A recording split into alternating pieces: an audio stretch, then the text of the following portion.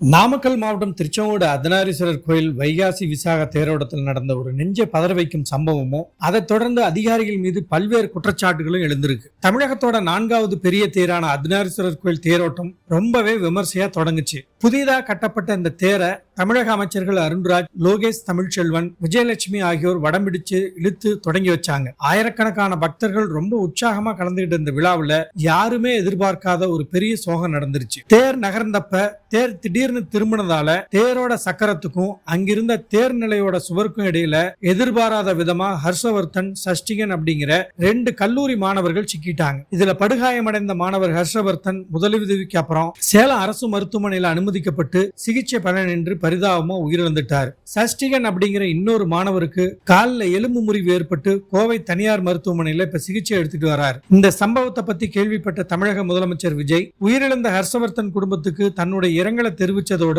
முதலமைச்சர் நிவாரண நிதியிலிருந்து 5 லட்சம் ரூபாய் நிவாரணம் அறிவிச்சார். சுகாதாரத்துறை அமைச்சர் அருண்ராஜ் நேர்ல போய் முதலமைச்சர் நிதி 5 லட்சம், இந்து சமய அறநிலையத்துறையோட நிதி 1 லட்சம் என மொத்தம் 6 லட்சத்துக்கான காசோலைய ஹர்ஷவர்தன் குடும்பத்திட்ட வழங்கி ஆறுதல் சொல்லியிருக்கார். இது ஒரு பக்கம் இருக்க, இது வெறும் விபத்து இல்லை, அதிகாரிகளோட அலட்சியம்னு ஒரு பகீர் குற்றச்சாட்டு எழுந்திருக்கு.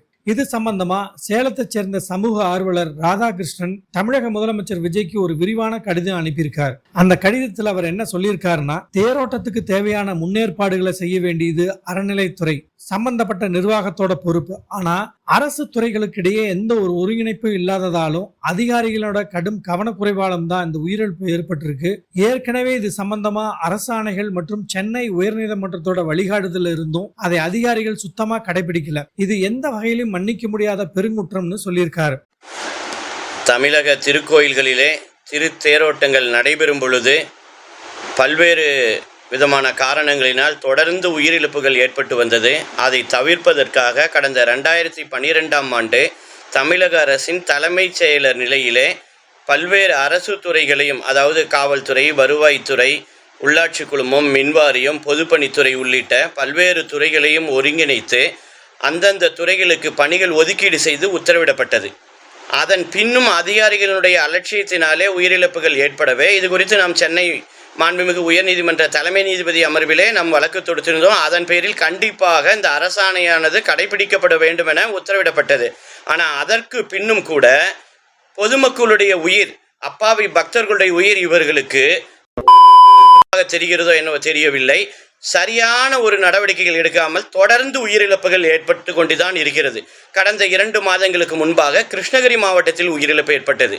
அதுபோலவே தற்பொழுது நாமக்கல் மாவட்டம் திருச்செங்கோடு அருள்மிகு அர்த்தநாரீஸ்வரர் திருக்கோயிலின் திருத்தேரோட்டத்தில் இன்று காலை 10:30 மணி அளவிலே அப்பாவி இளைஞர், இந்த திருக்கோயிலை நம்பி வந்த பக்தர் ஒருவர் உயிரிழப்பினை ஏற்படுத்தி இருக்கிறார்கள். காரணத்திற்கு சம்பந்தப்பட்ட அலுவலர்களிடையே ஒருங்கிணைப்பு இல்லாததே காரணமாகும். இதில் அரசு துறை அலுவலர்கள் பலரும் வேண்டுமென்றே அலட்சியத்துடன் இருந்துள்ளார்கள். ஆம்புலன்ஸ் வாகனம் கூட சம்பந்தப்பட்ட இடங்களிலே முன்னெச்சரிக்கை நடவடிக்கையாக நிறுத்தி வைக்கவில்லை என்பது மிகவும் வேதனை அளிப்பதாக இருக்கிறது. தமிழக அரசு இது குறித்து கடமை தவறிய, அலட்சியம் காட்டிய அலுவலர்களை உடனடியாக பணி நீக்கம் செய்வதோடு அவர்கள் மீது குற்றவியல் வழக்கு பதிவு செய்து கைது நடவடிக்கைகளையும் மேற்கொள்ள வேண்டும் என கோருகிறோம். இனியாவது அதிகாரிகள் விழிச்சுக்கிட்டு தகுந்த பாதுகாப்பு ஏற்பாடுகளை சரியா செய்யணும்னு திருச்செங்கோட்டில் நடந்த இந்த தேர் விபத்து குறித்து முழுமையான விசாரணை நடத்தி உண்மையை கண்டறியணும்னு மக்கள் எதிர்பார்க்கிறாங்க. இந்த சம்பவம் பத்தி நீங்க என்ன நினைக்கிறீங்க? உங்க கருத்துக்களை கமெண்ட்ல சொல்லுங்க நண்பர்களே. மேலும் இது போன்ற பல முக்கிய தகவல்களுக்கு நமது VM Talks அபிஷியல் பக்கத்தை ஃபாலோ பண்ணுங்க, லைக் பண்ணுங்க, உங்க நண்பர்களுக்கும் ஷேர் பண்ணுங்க.